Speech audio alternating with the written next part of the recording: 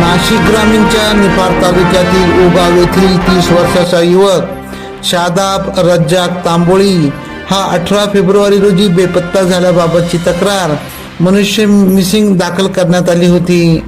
Niphad police व स्थानिक गुन्हे शाखा नाशिक ग्रामीणचे पोलीस अंमलदार शोध घेत होते। 22 फेब्रुवारी रोजी तांदवड तालुक्यातील परसूल गावाच्या शिवारात चिंचोली नदीच्या पुलाखाली नदीच्या पाण्यात एका इसमाचा मृतदेह मिळून आला होता।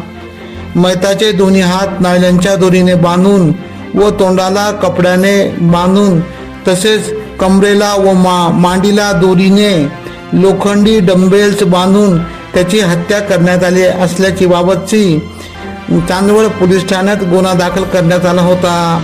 मृत इसम हा शादाब रज्जाक तांबोळी याचा असल्याचे निष्पन्न झाल्यानंतर हत्या कोणी केली व का केली याबाबतचा तपास चांदवड, निफाड व नाशिक ग्रामीण गुन्हे शाखेचे पोलीस अधिकारी व पोलीस अंमलदार करीत असताना धक्कादायक गोष्ट समजण्यात आली। याबाबत ऋषभ मनोज वर्मा राहणार मनमाड, शाहरुख शफीक शेख राहणार मनमाड हा मैताचा मेहुणा, तसेच युवराज विजय थोरात राहणार मालेगाव, सलीम शाबीर शेख राहणार मालेगाव, आर्यन सुंदर जिनवाला राहणार मालेगाव, शेख एजाज शेख रियाज राहणार मालेगाव, मैताची पत्नी मुस्कान शादाब तांबोळी राहणार उगाव निफाड यांना प्रथम ताब्यात घेत सलोख चौकशी करण्यात आली असता मैताची पत्नी मुस्कान शादाब तांबोळी व ऋषभ वर्मा यांचे प्रेम संबंध होते।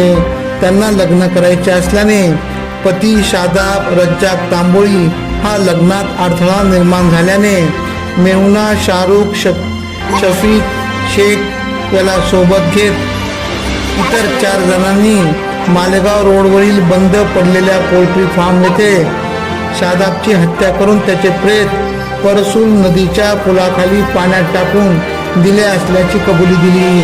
सदरची कामगिरी नाशिक स्थानिक गुन्हे शाखा, निफाड व चांदवड पोलिसांनी करीत खुनाचा गुन्हा उघडकीस आणला। AKP न्यूज साठी उपसंपादक नौशाद शेख, निफाड तालुका, नाशिक ग्रामीण।